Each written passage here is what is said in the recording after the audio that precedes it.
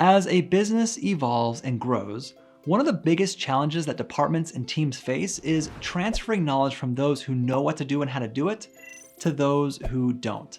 So in this video, we're going to explain a knowledge transfer strategy that will help you successfully transfer knowledge to employees and customers. Hey, Jonathan here with ScreenSteps. And we've noticed that the standard approach for transferring knowledge in a business is to have a knowledge management strategy. But from our experience, that doesn't always work very well. So we recently coined the term knowledge ops or knowledge operations to distinguish what we feel is a better strategy for transferring knowledge to employees and customers.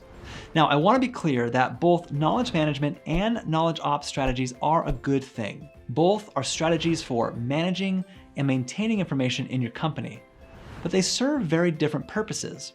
So what makes knowledge management and knowledge operations different? First, let's look at the focus and goals of each. With knowledge management, the goal is simply to capture and index information, kind of like an encyclopedia.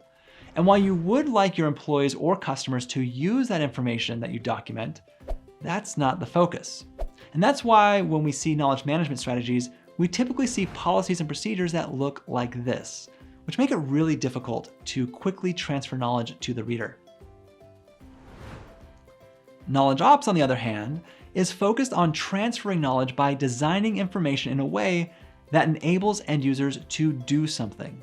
Or in other words, we want to make knowledge operational.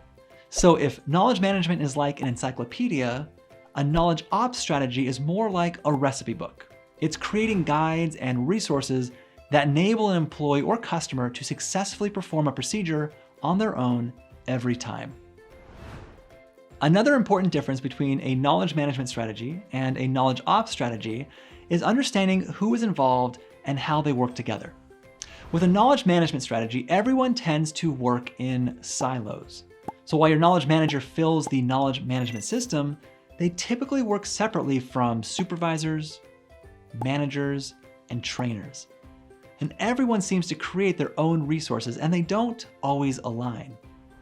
On the other hand, a knowledge ops strategy aligns everyone so that they work together to coordinate the resources that teach foundational and operational knowledge so that employees or customers can use those resources to confidently respond to situations and perform tasks. As I said, we have nothing against knowledge management.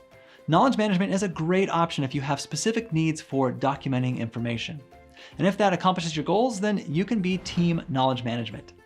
But if your departments are relying on tribal knowledge to transfer information, and you want a better approach so that people can do work consistently and independently, then team knowledge ops may be the right choice for your company. And if that's the case, then the first step is figuring out where your business ranks on the knowledge ops maturity model by taking our free evaluation to grade yourself on how mature your current knowledge transfer strategy is. It will help you identify where you're at and where you want to go with your knowledge plan.